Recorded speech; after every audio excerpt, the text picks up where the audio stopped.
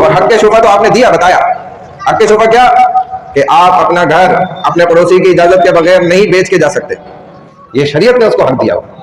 आप अपनी दुकान, अपना कारोबार अपने पड़ोसी की पर विदाउट परमिशन, उसकी इजाजत के बगैर बेचकर नहीं जा सकते, ये हराम गुनाह है, छोटा गुनाह भी नहीं है। अगर आपने उसको नहीं बताया और घर बेच के आप निकल गए, ये शरीयत ने उसको हक दिया है। बल्कि ये पाकिस्तान के कानून में भी है, कॉन्स्टिट्यूशन ऑफ पाकिस्तान भी है कि without intimation of your neighbour not to sell any property.